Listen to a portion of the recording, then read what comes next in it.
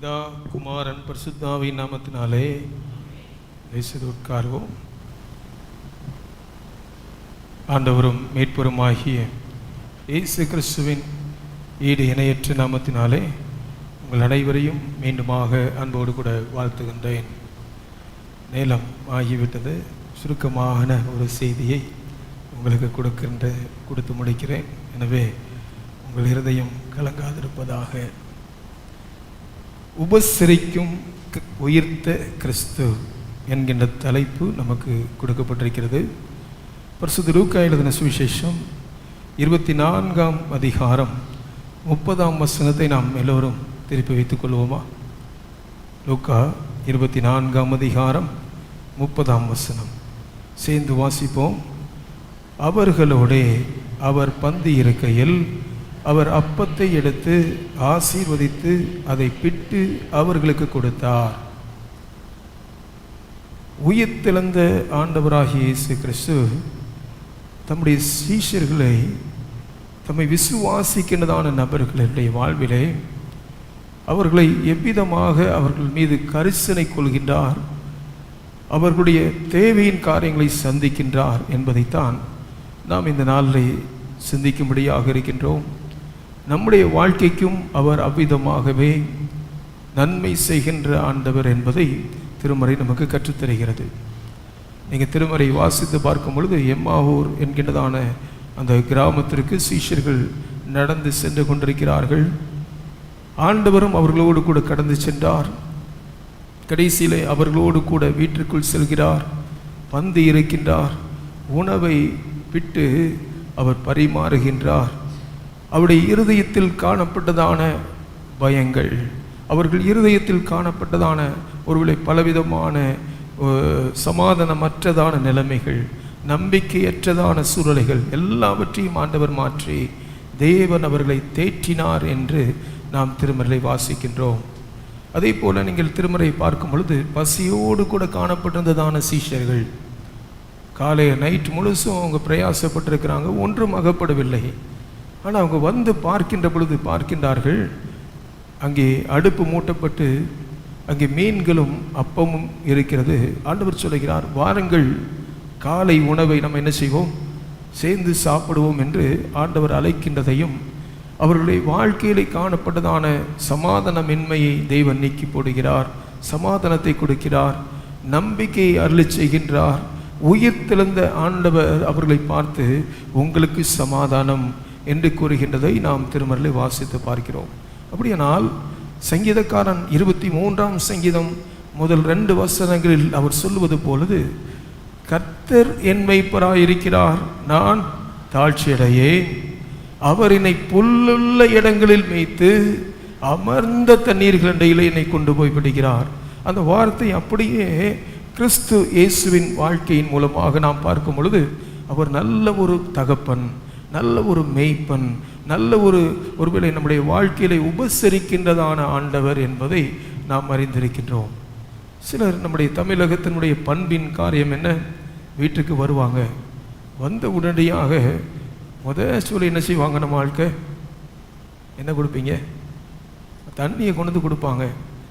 அந்த நபர் அதை பானம் பண்ணி விட்டு கடந்து செல்வார். இன்னும் கொஞ்சம் க்ளோஸ் ரிலேஷன்ஷிப்பாக இருந்துச்சுன்னா இன்னும் வேறு ஏதாவது போஸ்ட் பூனிட்டான்னு வரும். இன்னும் கொஞ்சம் க்ளோஸான ஒரு நபர்களாக இருந்ததுன்னா சொல்லுவாங்க, நீ கண்டிப்பாக இருந்து என்ன செய்யணும், சாப்பிட்டுட்டு தான் போகணும், கை நினைக்காமல் என்ன செய்யக்கூடாது, போகக்கூடாது என்று சொல்லி ஒரு அன்பின் கட்டளைகளை கொடுக்கின்றதை நாம் அறிந்திருக்கின்றோம். நம்முடைய தேவனாகிய கர்த்தரும் நம்முடைய வாழ்க்கையில் எல்லா தேவையும் சந்தித்து நடத்துகிறவர். God shall supply all our need என்பதை திருமறை நமக்கு கற்றுத்தருகிறது. அவர் எல்லா தேவையையும் நம்முடைய வாழ்க்கையில சந்தித்து நடத்துகின்றதான ஆண்டவராக காணப்படுகின்றார். பாருங்கள், லீதியாள் என்றதான ஒரு சிஷி, அவள் தேவனுடைய சமூகத்தில் விசுவாசம் வைத்து காணப்பட்டிருந்தாள்.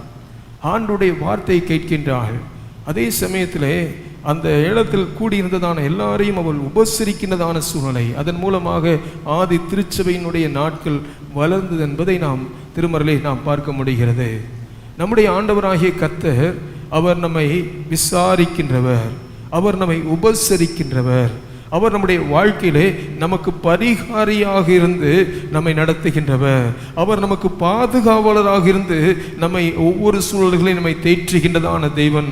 அப்போ ஒவ்வொரு நிலைமையிலையும் இந்த ஆண்டவராகிய கர்த்தர் உங்க கூட இருப்பார்னா உங்க வாழ்க்கையில் உள்ளதான கவலைகள், சில நேரங்களில் சொல்லுவாங்க, ஐயா மனசுக்கு ரொம்ப எப்படி இருக்குது, கஷ்டமா இருக்குது, கொஞ்சம் கோயிலுக்கு போய் ஆலயத்திற்கு போய் நான் ஜெபம் பண்ணி விட்டு வரலாம் என்று சொல்லி எண்ணுகிறேன் என்று சொல்லி அநேக மக்கள் நம்முடைய பகுதிகளிலே உண்டு.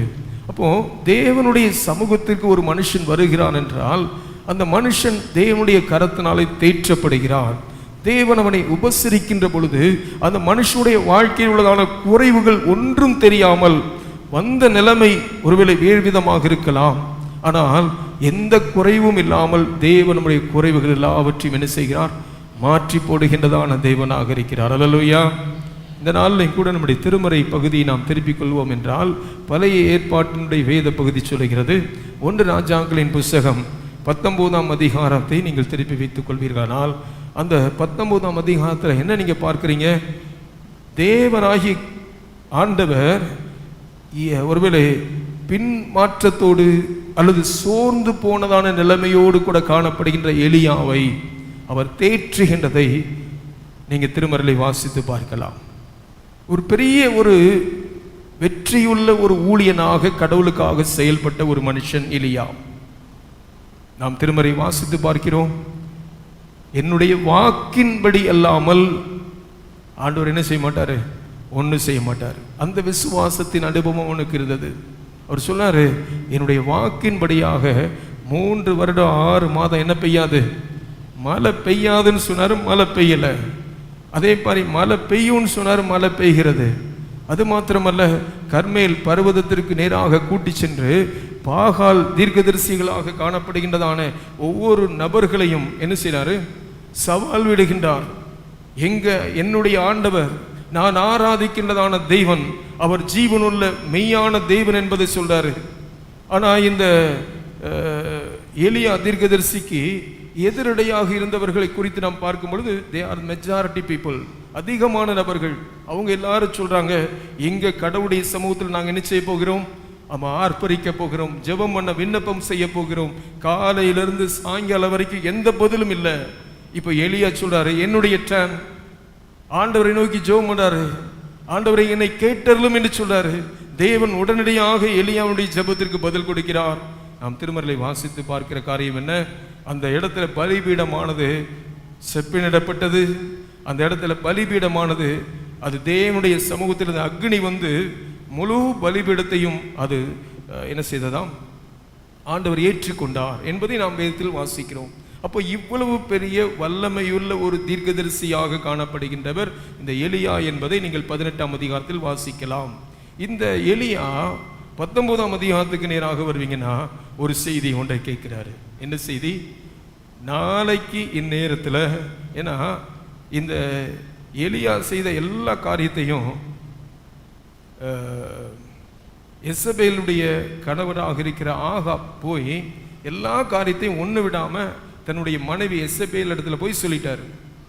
உடனே அந்த அம்மாவுக்கு அதை கேட்ட உடனே, எங்களுடைய தீர்க்கதரிசிகள் எல்லாத்தையும் கொன்று போட்டுட்டானா எலியா, அப்படியானால் 24 மணி நேரம் நான் அவளுக்கு கெடு கொடுக்கிறேன், நாளைக்கு இந்நேரத்தில் அவன் தலை அவன் இடத்துல என்ன செய்யாது, இருக்காது. இதை கேட்டதுதான் தாமதம்.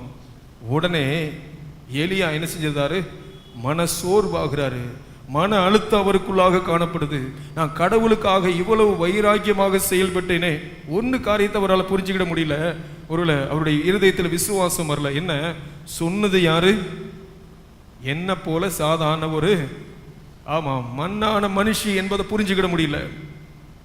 இல்லைன்னா நேர கடவுள் சமூகத்தில் வந்து ஜெபம் பண்ணி இருந்திருக்கலாம். என்ன சொல்லப்பட்டிருக்குது பாருங்க, நேர அவர் வந்து என்ன செய்யறாராம், நடந்து போகிறார், வனாந்திரத்தில் நடந்து போறாரு. சூறை செடி கீழாக போய் அவர் வந்து படுத்துக் கொள்கிறார். ஆண்டுடைய சமூகத்திற்கு முன்பதாக நல்ல தூக்கம் தூங்கிட்டு இருக்கிறாரு. என் வாழ்க்கை முடித்துக் கொள்கிறேன் ஆண்டவரே என்கின்றதான வார்த்தை அவனுடைய நாவிலிருந்து புறப்படுகிறது.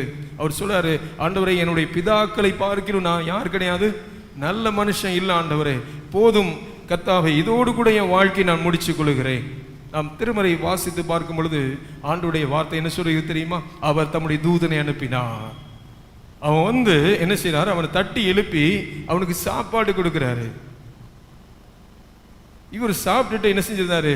அப்பத்தையும் ரொட்டியையும் தண்ணீரையும் சாப்பிட்டு குடிச்சிட்டு திரும்ப என்ன செஞ்சு படுத்துக் கொள்கிறார். திரும்பியும் 2ஆம் விசை யார் வரா? ஆமா, தேவதூதன் வருகிறார். தேவதூதன் என்ன நடக்குது? ஆண்டவருடைய ஒருவேளை வார்த்தையை இப்பொழுது அவர் சொல்றார், எழுந்து பூசி நீ போக வேண்டிய தூரம் வெகு தூரம் என்று சொல்லி நாம் திருமறை வாசிக்கிறோம். அவன் அந்த ஓரை பர்வதம் வரைக்கும் 40 நாள் இரவும் பகலும் புசியாமலும் குடியாமலும் என்ன செஞ்சாராம்? இந்த தேவ பலத்தோடு கூட நடந்து போனார் என்று நாம் திருமறை வாசித்து பார்க்கிறோம். அப்போ என்ன நமக்கு திருமறை கற்றுத்தருகிறது தெரியுமா? While we are dining with God, கடவுளுடைய சமூகத்தில் நீங்களும் நானும் பந்தி இருக்கும் பொழுது இந்த பந்தியானது உங்களுடைய வாழ்க்கையின் சூழ்நிலைகளில் உள்ளதான எல்லா விதமான மன போராட்டத்தை ஃபர்ஸ்ட் ஆஃப் ஆல் நீக்கி போடுகிறது. தேவனுடைய சமூகத்தில் நீங்க பந்து இருக்கின்றதான சமயத்தில் ஆண்டவர் நம்முடைய வாழ்க்கையில கற்றுத்தருகின்றதான காரியம் என்ன தெரியுமா? நம்முடைய வாழ்க்கையின் சூழ்நிலைகளை அவர் மாற்றி நம்மை திடப்படுத்தி பலப்படுத்துகின்றதான தேவன். ஏசாயா தீர்க்க தரிசனத்தின் புஸ்தகத்திற்கு நேராக நீங்கள் திருப்பிக் கொள்வீர்களானால் 40ஆம் அதிகாரத்தை நீங்கள் எடுத்துக்கொள்ளலாம். 31ஆம் வசனம். இளைஞர் இலைப்படைந்து சோர்ந்து போவார்கள். அவர் சொன்னார், வாலிபரும் இடறி விழுவார்கள். அப்போ என்ன?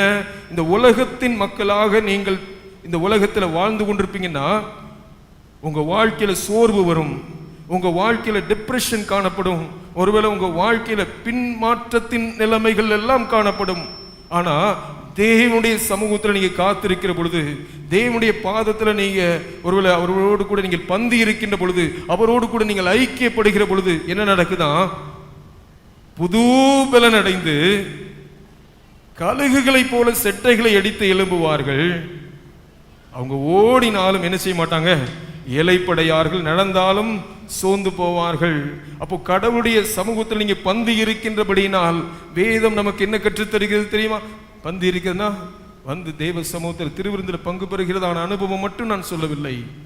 தேவனோடு கூட நீங்கள் ஐக்கியப்படுகின்றதான அனுபவங்கள் ஒவ்வொரு நிலைமையும் உங்க வாழ்க்கையின் நிலைமையை முற்றிலுமாக மாற்றி போடுகிறது. நீங்க தேவ சமூகத்தில் ஒருவேளை அவரோடு கூட நீங்கள் ஐக்கியப்படுகிற பொழுது வேதம் சொல்லுகிறது, நீங்க புது பலன் அடைகிறீர்கள். தேவனுடைய பிரசனம், தேவனுடைய மகிமையின் கரந்தாமே உங்கள் ஒவ்வொருவருடைய வாழ்க்கையிலும் உள்ளதான எல்லா விதமான பயத்தின் சூழ்நிலைகளை மாற்றி போடுகிறது. உங்களுக்குள்ளாக காணப்படாததான அந்த சமாதானத்தின்மையின் நிலைமையை தேவன் முற்றிலுமாக மாற்றி உங்களுக்கு என்ன செய்கிறாரு? அவர் தம்முடைய சமாதானத்தை நம்முடைய வாழ்க்கையில் தருகிறார். அல்லேலூயா. அப்போ நம்முடைய வாழ்க்கையில நம்முடைய பயத்தின் சூழ்நிலைகளை மாத்திரம் மாற்றி போடுகின்றதான ஆண்டவர் அல்ல. அவருடைய சமூகத்தில் நான் பந்து இருக்கின்ற பொழுது என்னுடைய வாழ்க்கையில இந்த சரீர பிரகாரம் இருக்கிற பலவீனத்தையும் மாற்றுறாரு. என்னுடைய ஆவிக்குரிய பலவீனத்தின் சூழ்நிலைகளை தேவன் மாற்றி போடுகிறார். சிலர் எடுத்துக்கிட்டீங்கன்னா எதை எடுத்தாலும் ரொம்ப சோர்வா இருப்பாங்க. காரணம் என்ன தெரியுமா? உங்க வாழ்க்கையில மன தைரியம், மன உற்சாகம் இருந்துச்சுன்னா உங்க சரீரத்தினுடைய சோர்வு என்ன செய்யப்படும்? உங்களை தான் சொல்றேன், நீக்கி போடப்படும். உங்க சரீரத்தினுடைய சோர்வை மட்டும் நீங்க ஒருவேளை மேலாக நினைச்சீங்கன்னா, உங்க மன சோர்வு அடைஞ்சிச்சுன்னா எல்லாமே என்ன ஆயிரும்? என்ன சொல்றது உங்களுக்கு புரியுதா? ஆமா. ஏன்னா நிறைய பேர் வயசானவங்க, நிறைய பேர் நல்ல அனுபவசாலிகள் தான். உங்க மனசு எப்பவுமே எப்படி இருக்கணும்? திட நம்பிக்கையா இருக்கணும். கடவுள் மேல உறுதி உள்ளவர்களாக நீங்க இருக்கணும். என்ன நடந்தாலும் சரி, எப்படிப்பட்டதான சூழ்நிலை என் வாழ்க்கையில வந்தாலும் சரி, ஒன்றும் என்னுடைய வாழ்க்கையை தேவனை விட்டு அசைக்க மாட்டாது என்றதான ஒரு உறுதிப்பாட்டோடு கூட உங்களுடைய வாழ்க்கையின் சூழ்நிலைகள் காணப்படுகிற பொழுது தேவனுடைய கிருபை எப்படி அந்த நாளில் எலியாவை பலப்படுத்தினதோ, அவர் சொல்றாரு, எழுந்திரு, நீ புசித்து எழுந்திரு, நீ போக வேண்டியதான தூரம் வெகு தூரம் என்று சொல்லி அவரை எழுப்பின பொழுது அந்த பலத்தோடு கூட அவர் கடந்து செல்கின்றார். அப்போ தேவ பலனோடு கூட நம்முடைய வாழ்க்கையில கடந்து செல்வதற்கு கர்த்தர் உதவி செய்கிறார். அது மாத்திரமல்ல, நான் தேவனோடு கூட ஐக்கியப்படுகிற பொழுது அடுத்ததாக என்னுடைய வாழ்க்கையில் என்ன நடக்கு தெரியுமா?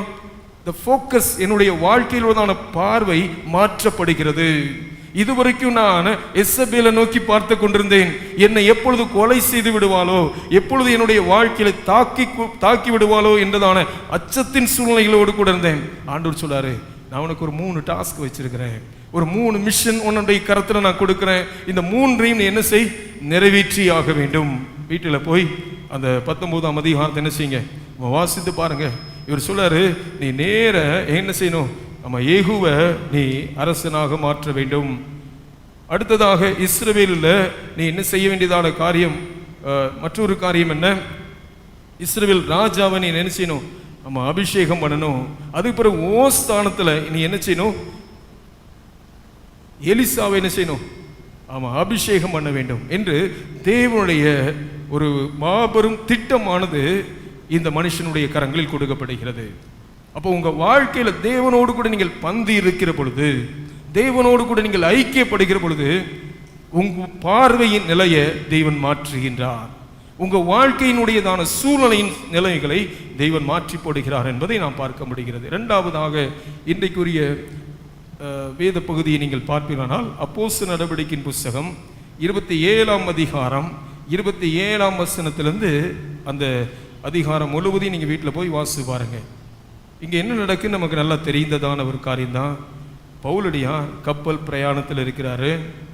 கப்பலில் உள்ளதான நிலைமை எல்லாமே ரொம்ப கொஞ்சம் மோசமான சூழ்நிலையாக அந்த கிளைமேட் சிச்சுவேஷன் எல்லாம் காணப்படுறது நீங்கள் அறிந்திருக்கிறீங்க.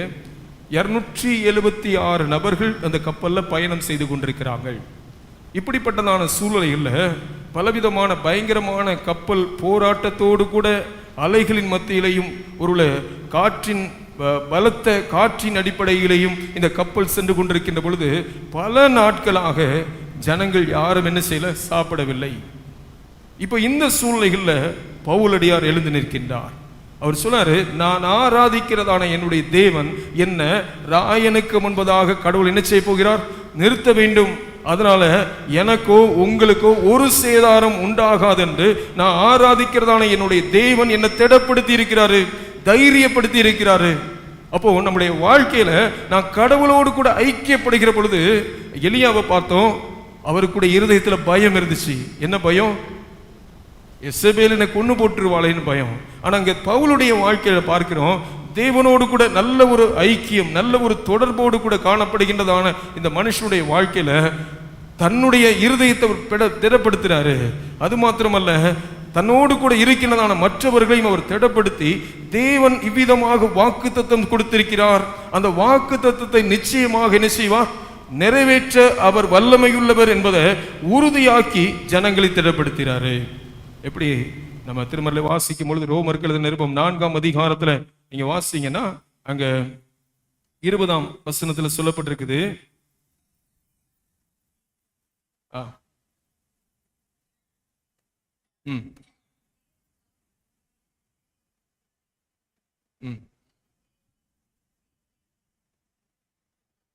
அங்க ஆபிரகாமை குறித்து நம்ம என்ன வாசிக்கிறோம், தேவன் வாக்குத்தத்தம் பண்ணினதை நிறைவேற்ற வல்லவராக இருக்கிறார். ஒரு காரியம் தேவனுடைய சமூகத்திலிருந்து புறப்படும் என்றால் உங்க வாழ்க்கையின் சூழ்நிலைகள் எப்படியும் இருக்கலாம், அதை பத்தி கவலையே இல்லை. ஆனா ஒன்று என்ன, அந்த சூழ்நிலைகளை தேவன் மாற்றி போட்டு உங்க வாழ்க்கையின் சூழ்நிலைகளை அவர் விரும்புகின்றபடியாக உங்களுடைய வாழ்க்கையில் நடத்தவர் வல்லமை உள்ளவர்.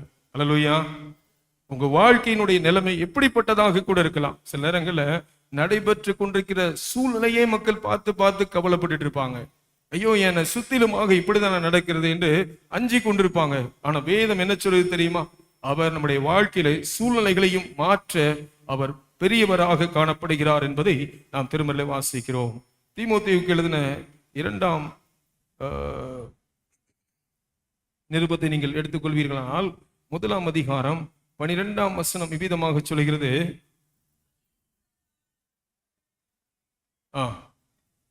ஆயினும் அவர் சொல்ல, நான் வெட்கப்படுகிறதில்லை, ஏனென்றால் நான் விசுவாசித்திருக்கிறவர் இன்னார் என்று அறிவேன். அல்லேலூயா. உங்க வாழ்க்கையில தேவனோடு கூட உள்ளதான ஐக்கியம் பலப்பட்டிருக்கும் என்றால், நீங்க தேவனோடு கூட சரியான பிரகாரமாக நீங்க காணப்படுகிற பொழுது ஆண்டவர் உங்களோடு கூட வேதத்தின் மூலமாக சொப்பனத்தின் மூலமாக ஏதோ ஒரு விதத்துல பேசுவார். அப்படி அவர் பேசுகின்றதான காரியத்தை நீங்க உங்க வாழ்க்கையில விசுவாசிக்கிற பொழுது அவர் சொல்றாரு, நான் விசுவாசித்திருக்கிறதான என்னுடைய ஆண்டவர் இன்னார் என்று நான் அறிவேன். அவர் என்னிடத்தில் நான் அவரிடத்தில் ஒப்பு கொடுத்ததை அவர் அந்நாள் வரைக்கும் காத்துக்கொள்ள எப்படி இருக்கிறாரா, வல்லவராயிருக்கிறார் என்று நிச்சயம் இருக்கிறேன். அப்போ ஒவ்வொரு நிலைமையிலையும் நம்முடைய வாழ்க்கையில தேவனோடு கூட நான் ஐக்கியப்படுகிற பொழுது விசுவாசத்தின் சூழ்நிலைகள் எனக்குள்ளாக பலனடைய செய்ய ஆண்டவர் உதவி செய்கின்றார். அதே போல அப்போஸ்தலர் நடவடிக்கையின் புஸ்தகம் 27ஆம் அதிகாரம் 33ஆம் வசனத்தை நீங்கள் வாசிப்பீர்கள் என்றால்,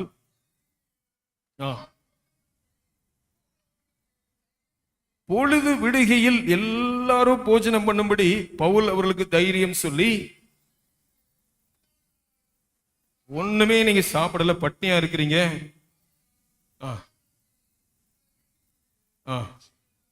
நீங்க தப்பிச்சு பிழைக்கணும்னா உங்களுக்கு ஆகாரம் உள்ள போனா தான் உங்களுக்கு என்ன உண்டு, ஆமா ஸ்ட்ரென்த் உண்டு, பலன் உண்டு, அது உங்களுக்கு உதவியாக இருக்கும். என்ன சொல்றாரு பாருங்க, உங்க தலையில் உள்ளதான ஒரு முடி கூட என்ன செய்யாது, விழாது. ஏனென்றால் நம்மை ஆட்கொண்டதான தேவனுடைய கரத்திற்குள்ளாக நாம் இருக்கிறோம். நம்முடைய வாழ்க்கையினுடைய ஒவ்வொரு காரியத்தையும் அவருடைய சித்தம் இல்லாமல் ஒன்றும் உங்கள் வாழ்க்கையில் என்ன செய்யாது, நடைபெறாது. நம்முடைய வாழ்க்கையை திடப்படுத்துகின்ற தேவ வார்த்தை என்பதைத்தான் நாம் புரிந்து கொள்ள வேண்டும். நம்முடைய பிசிக்கலாகவோ அல்லது மென்டல் அனுபவத்திலேயோ அநேக நேரத்தில் மக்கள் சோர்வடைஞ்சவங்களாக காணப்படுவாங்க. ஆனா தேவனுடைய வார்த்தை சொல்லுது, நீங்க கடவுளுடைய சமூகத்துல விசுவாசத்தோடு கூட காணப்படுகிற பொழுது உங்களுடைய பிசிக்கல் ஸ்ட்ரென்த்தையும் அவர் பலப்படுத்துறாரு, உங்களுடைய மென்டலான அனுபவத்தையும் கர்த்தர் நினைச்சாரு பலப்படுத்துகின்றதான தேவன். அப்புறம் நம்முடைய வாழ்க்கையில பயமுள்ள ஆவியை கொடாமல் என்ன சொல்லியிருக்கிறாரு, பலமும் என்ன ஆவி கொடுக்கிறாரா, பயமுள்ள ஆவியை நம்முடைய வாழ்க்கையில கடவுள் கொடுக்கிறாரா அப்படி கேட்க இல்ல, அவர் பலமும் தேவனாகிய கர்த்தருடைய சமூகத்தில் நீங்க இன்னும் உறுதிப்படுவதற்கு ஸ்திரப்படுவதற்கு விசுவாசத்தின் என்கின்றதான மகத்துவத்தை நம்முடைய வாழ்க்கையில செய்து நம்மை நடத்துகின்றதான தேவன். ஏன்னா இந்த பவுலுடைய தெளிவா அறிந்திருக்கிறார், விசுவாசிக்கிறார். என்ன, எனக்கு ஒரு இடத்தை கடவுள் நியமிச்சிருக்கிறாரு, நான் அங்க போய் நிற்கும் வரைக்கும் என்ன ஆண்டவர் கைவிடவும் மாட்டாரு, என்னை விட்டு விலகவும் மாட்டார். என்னுடைய வாழ்க்கையில அந்த விசுவாசம் எனக்குள்ளாக இருக்குதுன்னு பவுல் அறிந்திருக்கிறார். ஒரு பிராக்டிகல் ஃபெய்த் பவுலுடைய வாழ்க்கைக்குள்ளாக காணப்படுது. அதனாலதான் சொல்றாரு, இந்த மாலுமிகள் பாருங்க தப்பிச்சு போகணும்னு பாக்குறான், சேனாதிபதி பார்த்து சொல்றாரு, அவங்க நம்ம கூட இல்லைன்னா நம்ம எல்லாரும் அவுட் ஆயிருவோம், அதனால அவங்க என்ன செய்யாத, வெளியே போக விடாத.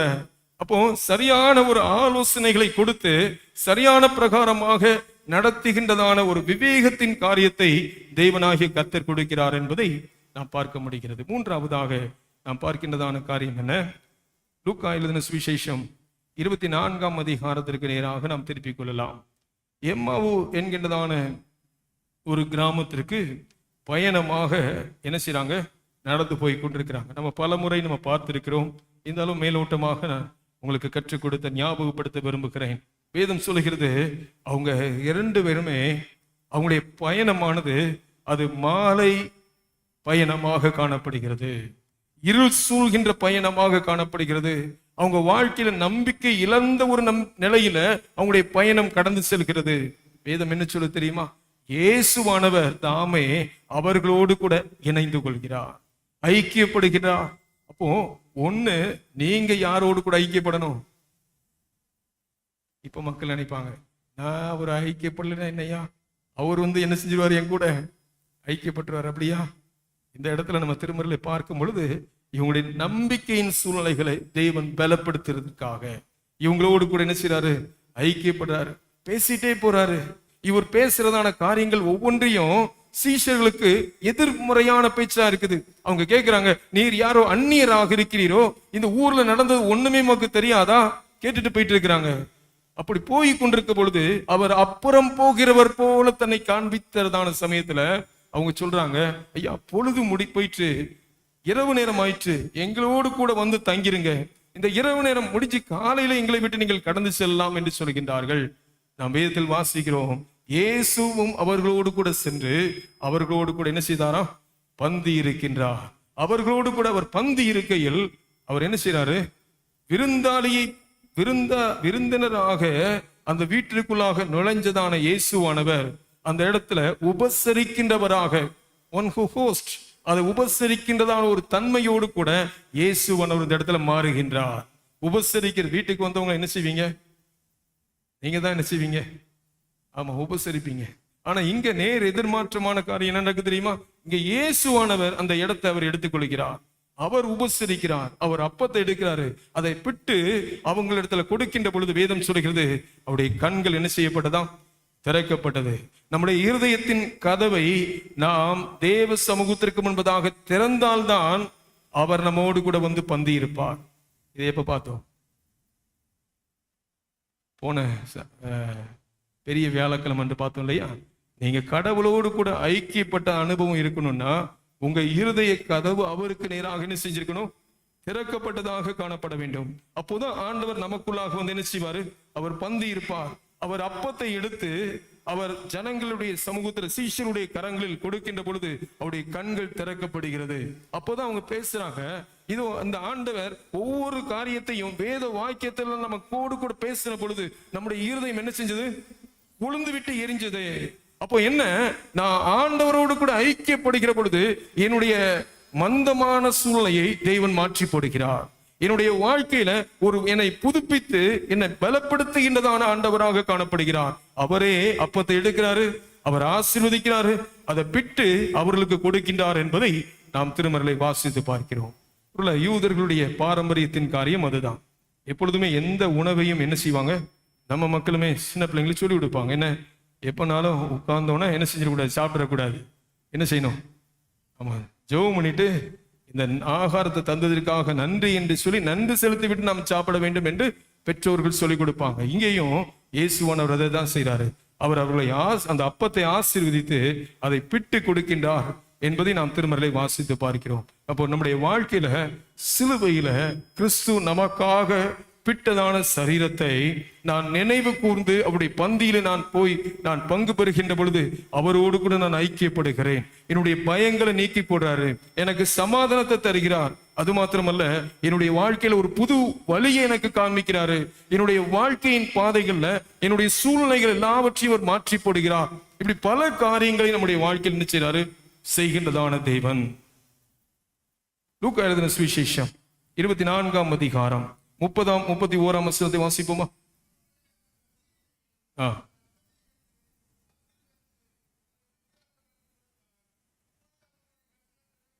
இந்த சூழ்நிலையில இவர்களுடைய கண்கள் திறக்கப்பட்டதை நாம் திருமறையில வாசிக்கிறோம். ஆனா வெளிப்படுத்தல் 19ஆம் அதிகாரத்துல நீங்க வேதத்துல வாசி பார்த்தீங்கன்னா ஆட்டுக்குட்டியானுடைய திருமண விருந்து என்ன செய்கிறது? நடைபெறுகிறது. அந்த ஆட்டுக்குட்டியானுடைய திருமண விருந்திலே அழைக்கப்பட்டிருக்கிறதான அநேக மக்கள் காணப்படுகிறார்கள். நீங்க வீட்டுல போய் இந்த 19ஆம் அதிகாரத்தை என்ன செய்யுங்க? வாசித்து பாருங்க. இயேசுவே அதில் பரிமாறுகின்றவராக காணப்படுகிறார் என்று நம்ம சொல்லப்பட்டிருக்கு. அதுக்கு ரிலவென்டாக இன்னொரு வசனத்தை உங்களுக்கு காண்பிக்கிறேன். லூக்கா 12ஆம் அதிகாரம், லூக்கா 12:37 வசனத்தை வாசிப்போமா?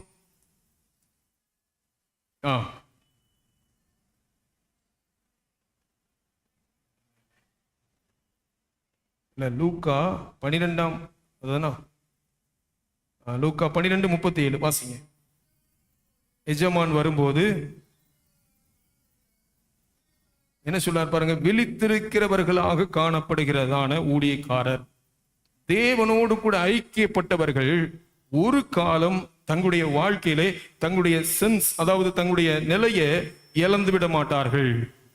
தேவனோடு கூட எப்பொழுதும் ஐக்கியப்பட்டதான மக்களுடைய வாழ்க்கையில அவரோடு கூட எல்லா நிலைமையிலையும் அவங்களுடைய ஜீவியமானது காணப்படுகிறபடினால் அவர் சொல்றாரு, அவர்கள் பாக்கியவான்கள்.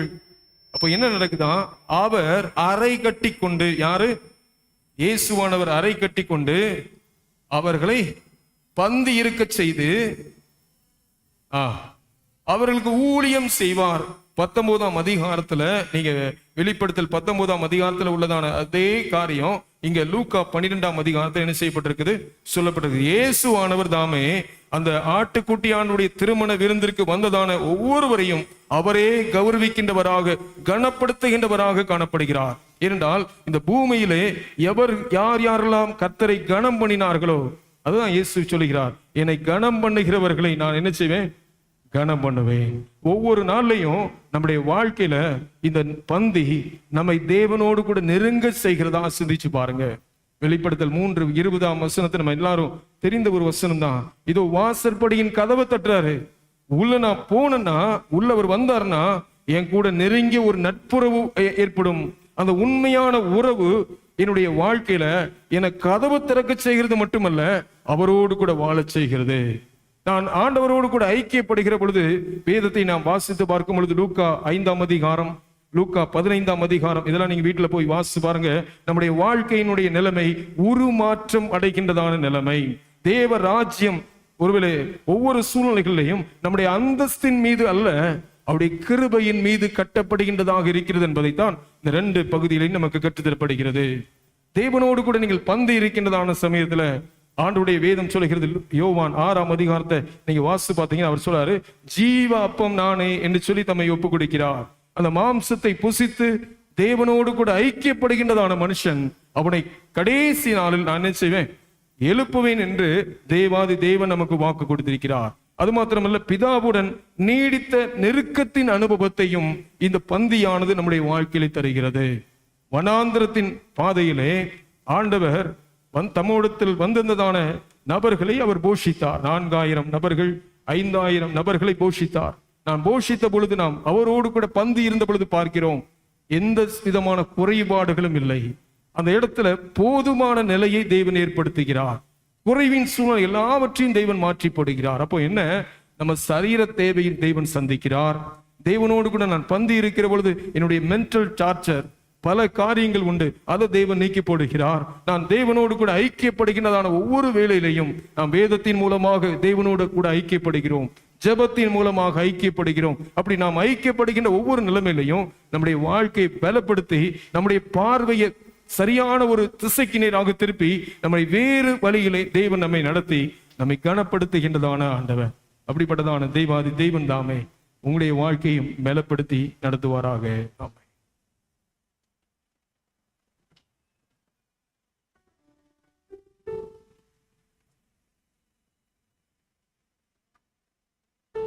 நாம் எழுந்து நின்று நம்மையும் காணிக்கைகளையும் தேவ சமூகத்தை அர்ப்பணிக்கும்படியாக கீதங்கள் 674 பாடுவோம்.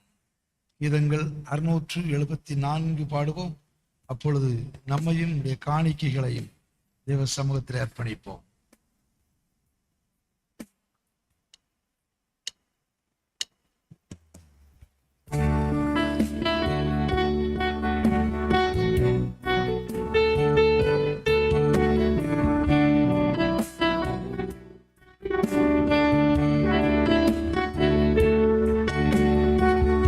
உன்னையன்றி வேறே கதி ஒருவரில்லையே சுவாமி, தன்னையே